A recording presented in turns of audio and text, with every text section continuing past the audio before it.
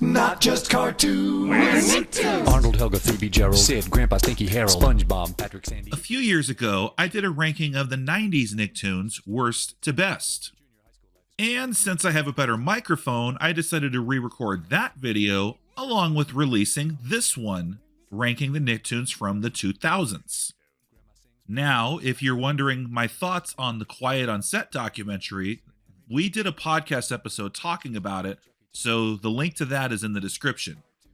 Now, what counts in this video is the original Nicktoons that were released from the year 2000 to 2009. Anything released 2010 and after does not count. And also, acquired syndicated cartoons from former networks that came and went do not count. So sorry, not going to be talking about nor ranking Animaniacs, Pelswick, Butt Ugly Martians, My Dad the Rock Star, etc. There's just too many that I got to talk about anyway. Overall, the 2000s Nicktoons was a unique period where traditional 2D animation dominated the start of the decade, while CGI animated shows gradually got introduced and closed out the end of the decade. And another thing I need to add is when it comes to the Nicktoons that were released late in the 90s but were more at their peak into the mid-2000s, like SpongeBob, Rocket Power, and the Wild Thornberrys, yes, one can argue that they're more associated with the later decade than the 90s. Heck, even when I reached out on my Discord server to ask people what shows they liked from the 2000s, they kept listing the shows I mentioned. But a few years ago, when my awesome listeners back then were given a choice, they voted and said rank them as part of the 90s lineup. So therefore, those shows mentioned will remain part of the 90s ranking video for the sake of continuity. If you disagree with that, speak out. It's okay. And also, another thing I need to mention. I was in middle school from the year 2000 into 2002, and I graduated high school in 2006. I was a freshman in high school when I began phasing out Nickelodeon, and I'd only catch the newer shows here and there that my older brother's younger children were watching at the time. So, yes, a few of the shows I have some nostalgic memories growing up. One of them I fully didn't digest until my mid-20s, and the rest, I will admit, I merely checked out for the first time in preparation for giving it as fair of a ranking as possible.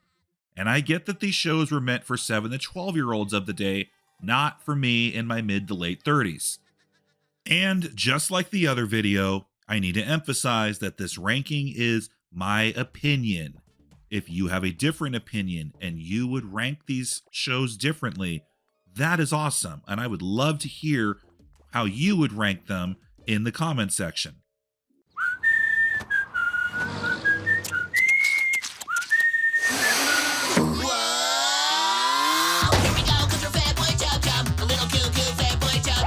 This CGI animated show is the youngest on this list, being released in late 2009.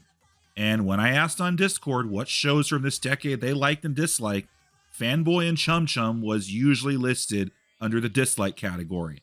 And after finally checking it out, I can see exactly why.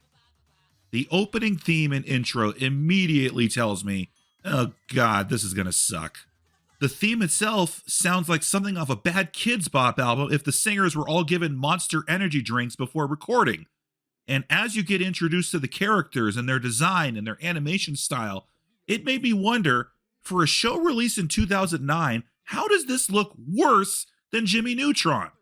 Like, I'm 45 seconds in and I'm already hating this. And then we get to see the characters. These two hyperactive, dumbass main protagonists are not funny, they're annoying. And the side characters don't really add much. It's not even that original of a premise. Oh, it's two comic book nerds trying to act as superheroes while spoofing popular movies and shows of the past. Come on, better shows have done it before and after. and they don't give you two main heroes that you want to punch in the face to shut them up. This is easily the most incoherent, dim-witted Nicktoon released during the 2000s.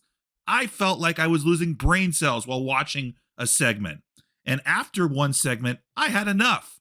How this horseshit went on for 52 episodes and got nominated for a Daytime Emmy and Annie Awards is beyond me.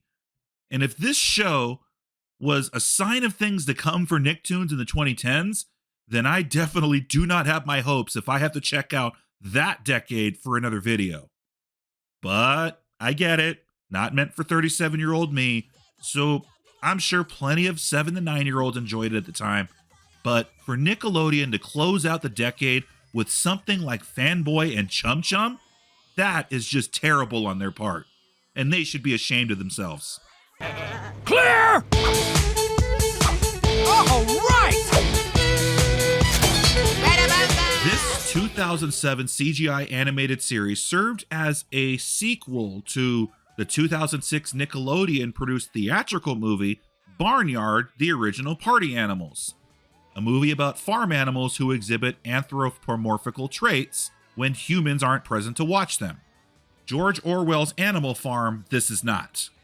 And the movie itself did modestly at the box office, but received average reviews at best, with many critics and audiences panning it. And in all honesty, I didn't even know this movie existed, nor do I care to check it out for the time being. As for the TV series, it's less serious and much more lighthearted than the movie was, with the opening intro pretty much telling you, yeah, we're gonna go full fast-paced, mindless goofball stuff here. The main characters are whatever, nothing really catching me, and Snotty Boy serving as an antagonist is just annoying. Overall, it is just mindless children's entertainment. It may not be as irritating as Fanboy and Chum, but I fail to see any justification for this show to even exist, given that the movie wasn't that well received in the first place. And come on, male cows? Male fucking cows. Are they trying to insult our intelligence? There is something wrong with your cow. What? Well, I thought I'd help out with the chores, you know. I reach under there, I'm pulling and tugging, I'm pulling. Nothing, not a drop. The cow's name is Norman. You were pulling on his dick. I'm gonna go wash it. I got the beat, so all the kids dance with me. Now, what is notable about the series that first aired in 2008 was that former SNL member Amy Poehler had a hand in creating and starring in the show. Is it any good? Well, the opening theme music and intro immediately started turning me off rather than catching my eye. And instantly after a few seconds of being introduced to the lead character, Bessie Higginbottom, you either find her hyperactive mannerisms to be annoying or silly. However, for me, after a few minutes of listening to her talk nonstop, I just couldn't help but think, shut up. I will say the animation style looks nice for the most part, and I do like the San Francisco setting, but to me, it feels like another mindless cartoon. Maybe I would have liked it and found it funny when I was 8, but looking at it decades later, this didn't do much for me. Just like others, I gave it a chance, but after one segment, I felt, I'm good. I don't need to see this anymore.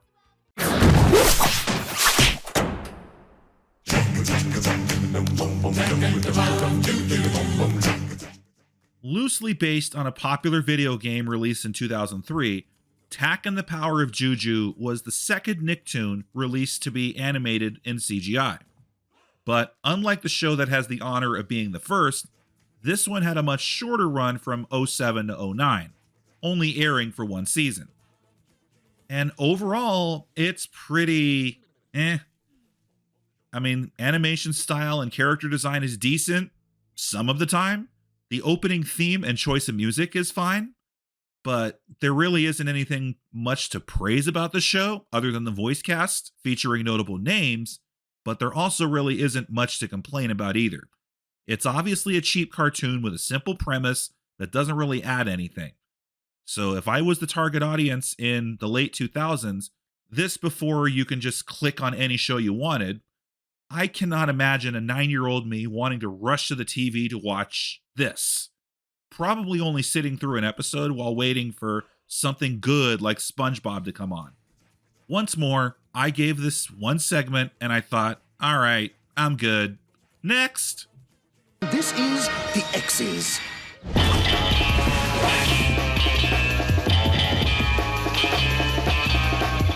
The X's was a series that took a while to get off the ground and then finally was released in the fiscal year from November 2005 to 2006. But it had a very short run of only 20 episodes before being canned. Was this show awful? Well, upon first glance, I didn't think it's that bad. The animation and character designs are good, plus I like the spy and espionage themes. A crime-fighting nuclear family of spies trying to save the world from evil? What's not to hate? I like the inspiration it gets from classic James Bond and shows like Get Smart. Plus, the dad is voiced by Patrick Warburton. From what I've seen, it doesn't feel mindless, and overall the show is competent for what it is. Maybe the darker tone and more complex storylines didn't resonate well with the target demo. But, upon doing a little research, the reason why this show had a very short run is mainly because when it premiered on the main network, it suffered from lack of promotion. It was constantly preempted by other shows on the channel, and to no surprise, nobody watched it. It was canceled so fast that the final episodes never aired. Even the reruns that got dumped to the other channel got preempted before fading into obscurity. And due to how Nickelodeon treated the show, it is considered one of the hardest Nicktoons to find. Now, I'm sure there are those stumbling on this video who remember the 2000's Nicktoons but forgot the show existed. Well, if you want to check it out, pretty much the only way to do it is via piracy.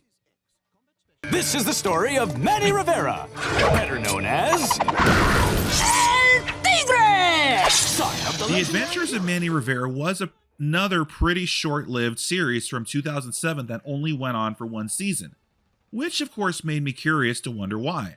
And upon first glance, for being a Nicktoon that was fully animated in Adobe Flash, y'all remember that program? I think the animation style looks fantastic, and I like the Mexican setting along with the music. Even though it was a superhero cartoon, I like that they slightly resemble lucha libre wrestlers. As far as the concept, the idea of a teenage boy with superpowers trying to choose between fighting good and evil is actually clever. I like that his dad and his grandfather give him conflicting directions. The fast-paced slapstick and humor actually did make me chuckle a tad, which can't be said about some of the other shows on this list. It is overall a fun show that pays tribute to Mexican-American culture rather than mock it. It even had a unique episode where viewers could vote on the ending. But unfortunately, it did not attract the ratings it needed to survive past 26 episodes, which is a shame because there's others on this list that lasted far longer, but really didn't deserve to.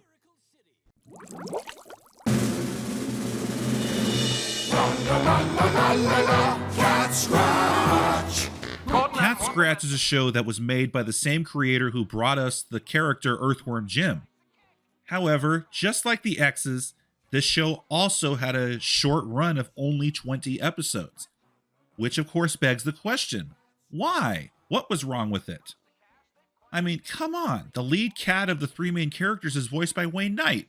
The other two main characters are also amusing in their own way. On top of that, the animation and character designs are easy on the eyes. Plus, the concept of three anthropomorphic cats living off a wealthy inheritance left to them is an interesting idea. Yeah, the plot lines are wacky, but they feel original enough. So for me, there really isn't too much to complain about the show, and I can see why so many kids at the time would have loved it and thought it was popular amongst circle of friends. Unfortunately, there was never a public explanation when the show was canceled in 2007. So one can speculate that it didn't have the ratings that Nickelodeon wanted it to keep afloat. Or perhaps because Nickelodeon was really splurging on pushing the yellow sponge at the time as the top babyface, that they neglected to give other shows like Catscratch, the X's, and others any proper promotion that could have helped their ratings. Thankfully, with the internet having sites and streaming services, they are keeping the forgotten shows alive. 3, 2, 1. Got a blast! The Adventures of Jimmy Neutron started out with a theatrical movie released in 2001 that served as a prequel to the 2002 cartoon. Plus, it had the honor of being the first Nicktoons series to be fully animated with CGI. Now, did I ever see the movie? Nope. When this show came out, was I ever interested? Nope. So, as much as I enjoyed Pixar and DreamWorks movies at the time, the CGI of Jimmy Neutron, the look, the character design, just really turned me off from wanting to watch it. I didn't think they looked cartoony, I thought they looked ugly. And sure, at the time, I got what they were going for humor-wise. A genius 11-year-old inventor goes on adventures with his friends only for mishaps and conflicts to occur as his inventions malfunction. But I just remember feeling at the time, this just isn't for me. Now, when I did view some episodes for this video, I can say, yeah, Jimmy Neutron is not as bad as I used to think it was. The theme song is nice. It is your typical genius boy protagonist with doofus best friends and a female antagonist. I really cannot see anything majorly wrong with Jimmy Neutron. So, if you yourself loved this show as a kid growing up or later, then great. It wasn't for me then, and I still don't feel it's for me now. But it will rank higher than some of the shows I actually liked more because I do recognize how popular it was during its day and how it played a big part in defining the early 2000s Nicktoons as the network moved forward.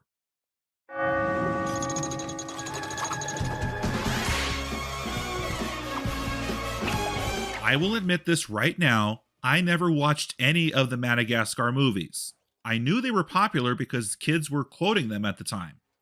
So having no idea who these characters are, nor what made them so popular enough they needed a TV series on Nickelodeon, I went in completely blind when checking out the show and episodes for this video. And yes, it was a collaboration between DreamWorks and Nickelodeon, and an obvious promotional spin-off. But you really don't need to know anything that happens in the movies to figure out what is going on with this group of penguins. It's pretty much a separate entity. And upon first watching, the first thing I gathered was the animation style, design, and quality is really good for a TV show. Helps having the DreamWorks budget. The music fits the espionage theme well, and as far as the penguins themselves, they're each fun with their own individual personalities. The main side characters are also your typical comic relief, and overall, it's a silly, goofy show.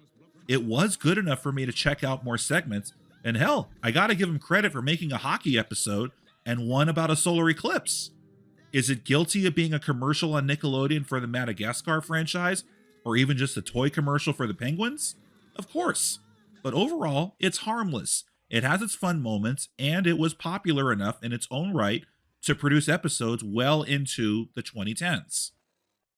5 o'clock, get a call to go blading at the skate park down by the mall.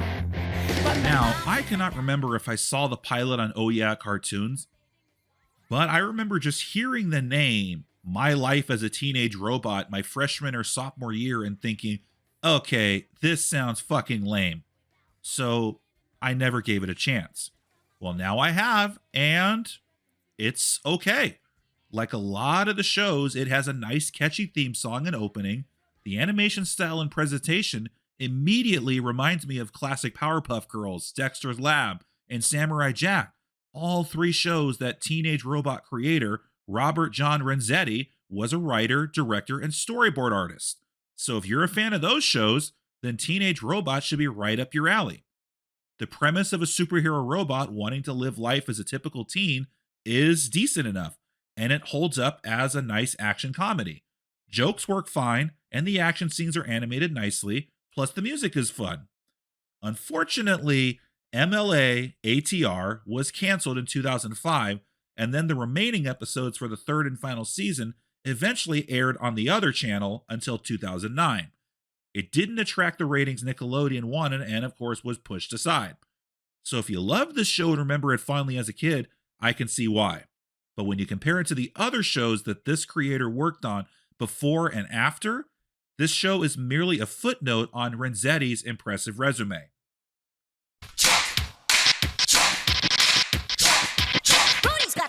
ChalkZone was another show that I first saw as part of Oh Yeah Cartoons and actually thought it stood out in the 90s.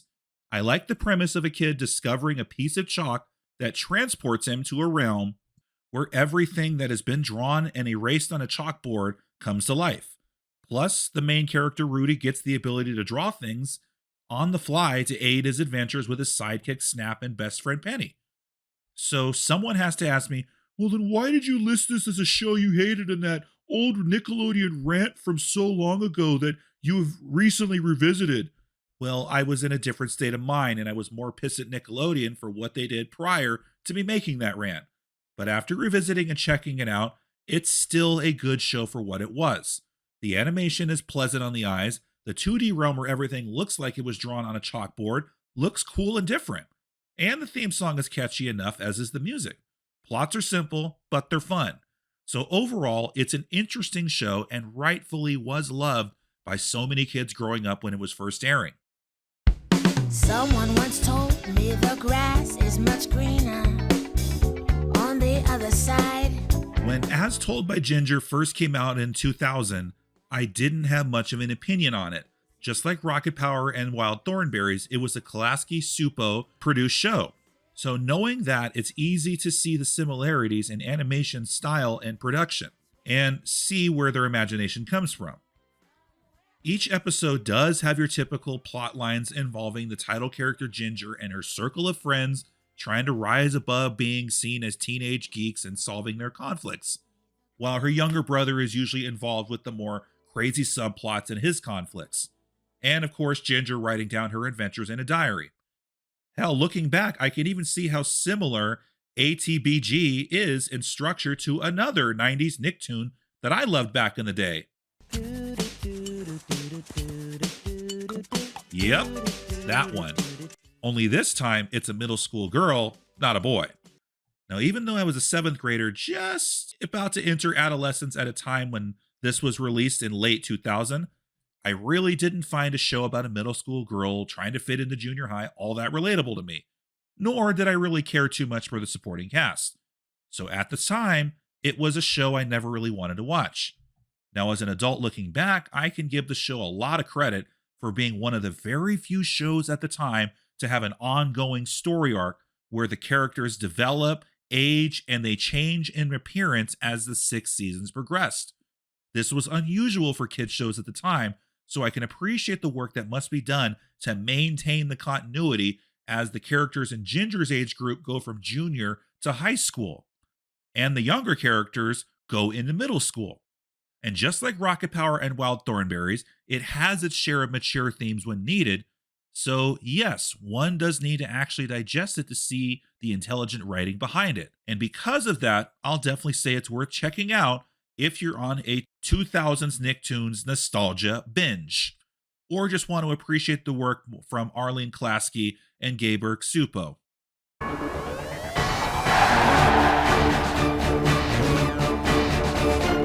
I remember hating Invader Zim when this came out in 2001, but it was mainly because the main characters and the tone of talking reminded me of annoying hyperactive people I knew in middle school and high school. And I was still pissed that my favorite 90s shows weren't being pushed anymore. So unfortunately, it was guilty by association. And at the same time, I knew that not only were lots of middle schoolers my age loving the show, but even older teens and those in college were saying how much they loved it. So yeah, in all fairness, I never gave it a chance. And after decades, I finally watched a couple episodes and it's good. The dark atmosphere, industrial music, and theme song is awesome. And the science fiction cartoony animation feels like a love letter to the old alien invasion films of years past. The humor is a lot more geeky and mature, with the premise of an alien invader doing espionage on planet Earth being a nice concept. And from what I've seen thus far, it's a pretty edgy and twisted show, which reminds me at times of the classic Tim Burton dark style humor. So therefore, I appreciate and understand why so many older viewers love the show so much, even long after its initial run ended. And unfortunately, it had quite a short run in comparison to other shows on this list. Originally planned for 40 episodes, but canceled after 27 in late 2002. And to this day, not even the creators and voice actors can list the exact reasons why Nickelodeon canceled it. It probably didn't attract the ratings that Nickelodeon wanted, while at the same time, the showrunners and writers were constantly butting heads with the Nickelodeon executives over what Nickelodeon wanted versus what the creators were trying to do, figuring out what boundaries they could push.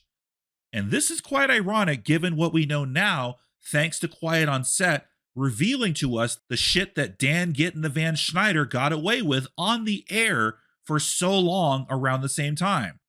But controversy aside, while it was arguably popular with teenagers and older audiences, it clearly wasn't for Nick's target demo, which was 7 to 10-year-olds, and might have been too dark and intense for them and their parents.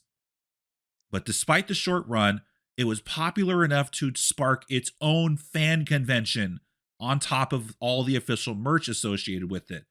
Even if I may think it's not a major masterpiece by any means, I understand now why so many people think it is. Invader Zim is the very definition of a cult classic and deserves to be checked out. I'm glad I finally did. He's a phantom. Danny Phantom was another Nicktoon held in high regard by those who grew up watching it. And it came out when I was a sophomore in high school, so I only heard the name and maybe saw snippets of it at best in its initial run. I do like that it was created by the same guy behind Fairly OddParents, and you can easily see the similar style in animation. Some will even argue that the first 2 seasons of Danny Phantom was Butch Hartman's best work. And like many shows on this list, it has a catchy theme song. And what I like about the rap verses is that it describes the backstory, his powers, his mission, so that anyone who may have stumbled on the show who didn't necessarily need to watch a bunch of episodes can enjoy and not necessarily have to know the origin story. And as a whole, from the episodes I've seen, Danny Phantom is a decent teen superhero show. Danny as a character is compelling, struggling to balance teen life with battling the supernatural. The side characters also add a good dynamic in their interactions, and the villains are interesting. The music that plays during the action bits is great, and does its best at balancing the comedy bits in with the superhero stuff. So overall, the praise for Danny Phantom, especially what are considered the top episodes, is well deserved. Butch Hartman did a good job pulling influences from comic books and sci-fi while making a unique show that still wins over audiences to this day. 4, 3, 2, 1.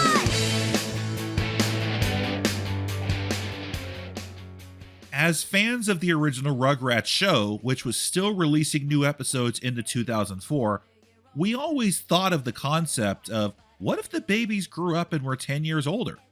And thankfully, in 2001, a TV special called All Growed Up, meant to celebrate the 10th anniversary of the original Rugrats, and it gave us that glimpse.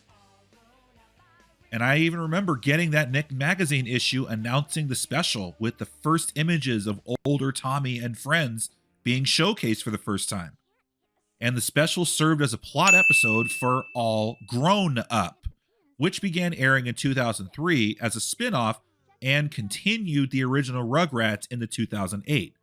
And as a standalone series from the get-go, the catchy theme song and opening reminds you that this is not the same Rugrats that you remember. It's different in tone, style, and humor. And as such, rather than being about babies and toddlers on their own imaginative adventures, it's more about the characters going through typical tween and teenage issues. And I do like that it's pretty much the same voice actors and actresses reprising their role. And even though they're older, they're still familiar and retain some traits from the original, but certain dynamics have changed now that all of them are old enough to interact with their parents. Plus, each child now has their own quirks and talents they've developed as they grew, with episodes focusing on those issues relevant to 9 to 11-year-olds, which is, the target audience. Is it as good as the original Rugrats? No, but does it retain the spirit of the original while adding its own spin and creativity in the process? Absolutely. It's still an enjoyable experience for me, even as an adult checking out the episodes decades later after the show came out. This was one of the few shows in this ranking that made me interested enough to watch more episodes. I'll definitely say that Klasky Supo succeeded in producing a spin-off sequel series that was respectable in its own right. And because it extended the life of the beloved Rugrats franchise well into the decade, effectively bringing these characters to young audiences for 17 years, that is why the show ranks high when going over the 2000s Nicktoons. Timmy is an average kid that no one understands. The Fairly OddParents was definitely a show from this time period. I still have nostalgic love for it. Just like ChalkZone, I remember when the segments were showcased in the late 90s under the Oh Yeah Cartoons umbrella and thinking that it stood out. So I was definitely happy when the news came out that this would be a standalone show. And even to this day, there are still moments from episodes that get brought up in podcast episodes. Generally, the episodes center around Timmy, who has been given magical, wish-granting fairy godparents to help make his childhood better as he's dealing with neglectful parents and an abusive babysitter. And of course, in a nod to the monkey's paw, nearly every wish in the show backfires or comes with a price. So it's up to Timmy, Cosmo, and Wanda to fix the problems caused by the wish. It's pretty bare bones basic in premise, but it's entertaining, and it has plenty of moments that even adults will find funny. The original run from 2001 to 2006 was easily when the show was at its peak, at one point even briefly stealing SpongeBob's spot as the #1 highest rated children's television program in mid-2003, but for the most part remained as the #2 babyface of Nickelodeon behind that yellow sponge once Rugrats passed the torch and rode off into the sunset. And just like the prior mentioned shows, it had a good long run in its own right, continuing on in 2007 after it was revived, having a series of live action films which starred Drake Bell and later animated seasons being released until 2017. Lots of moments from the show are still quoted and memed to this day. Doug Dimmadome, the owner of the Dimsdale Dimmadome? That's right, Doug Dimmadome, owner of the Dimsdale Dimmadome. Did you read the manual? Nobody reads the manual. Dagnabbit, nobody ever reads the manuals. Even apart from my own great memories watching the pre-run and the original run either while growing up or with my younger nephews and nieces, it's easy to see why the show is still held in high regard. It's a creative show with a smart concept and has a broad appeal that can be enjoyed by anyone. Even though I think both Butch Hartman creations, Danny Phantom and Fairly OddParents, are great in their own right, OddParents will get the higher ranking for me because of my own nostalgic memories and because it had the bigger impact in general that cannot be ignored. Yes, you're going to have people say that SpongeBob was the flagship show in the 2000s and probably should have been ranked in this video rather than the 90s, but Fairly OddParents played just as big of a part that defined Nickelodeon in the 2000s, thus deserves that recognition. So sorry, SpongeBob fans, in this video, I'm giving Fairly OddParents their flowers here. But is it the greatest Nicktoon of that decade? Nope, because that honor goes to...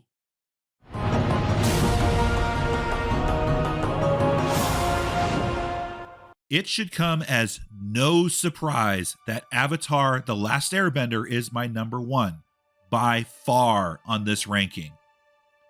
ATLA is not only the best Nickelodeon animated show from the 2000s, not only one of the greatest animated shows of all time, but it's one of the greatest television shows of all time. And the accolades definitely speak for themselves. When the show originally came out, I remember my nephew J-Map and I mocking it and how it looked, thinking, oh god, this looks lame. That bald kid seemed annoying. And as J-Map was heavily into Naruto at the time, he would say things like, this is a fake anime show. And then that live action adaptation movie came out, You know, the one made by M. Night Shyamalan, a movie still considered one of the absolute worst of all time. But eventually, I was convinced to give it a shot, being sworn by people I knew and the League of Internet YouTube critics telling me, no, Avatar the cartoon show is actually really fucking good. And so, long after ATLA had ended and the sequel series Legend of Korra was in production, I decided to watch it with my girlfriend at the time and her son. And upon actually digesting the story, I fell in love with the characters, the established lore and world it's set in, the combined imagery influenced by Asian and Native American cultures, and realized how extremely well written this show was. Plus, the original score is full of great tunes, especially the notes that make up the main theme. You know it's that good when adults who never saw it as a kid, nor feel any nostalgia for it, can still discover it in the 2020s on Netflix and appreciate it. As this was a series of 3 seasons which were named books with a huge overarching story that begins with the first episode of Book 1 and ends with the last episode of Book 3, not only did the writing manage to stay consistent, but the show's overall quality actually got better as the seasons progressed. I do get why people say, oh, I tried it and I thought it was boring, because yes, the first season can feel like a bit of a drag with some of the worst filler episodes. But I assure you, from Book 2 onwards, it gets better as the stakes get higher while the story goes through more twists and turns. Even with episodes having issue of the day resolved by end of episode trope, it never strayed at all from the direction the show was headed towards. And some of the best bits were the more slice of life filler parts. For being a Nickelodeon show, Avatar The Last Airbender is very mature. It being released on a network mostly known for goofy, over-the-top animated shows and sitcoms with simple, easy topics. So that's probably what helped ATLA stand out back in the day. The series' themes included concept that was rarely touched upon in youth entertainment: war, genocide, sexism, gender roles, imperialism, class warfare, political corruption, indoctrination, even animal cruelty and free choice. And it did it in a way that did not come off as being preachy nor leaning towards any political side. As it is ultimately a serious animated drama about good overcoming evil, the show knows exactly when to insert its lighthearted humor and when to be really dark and intense, especially during the awesome action scenes. In terms of the animation itself, you can tell the show creators really had a vision for what they wanted presented, no matter how intense or demanding the animation was, and it was depicted flawlessly. It's almost up there with Prince of Egypt in terms of quality, and if it had a movie's budget, it would match it.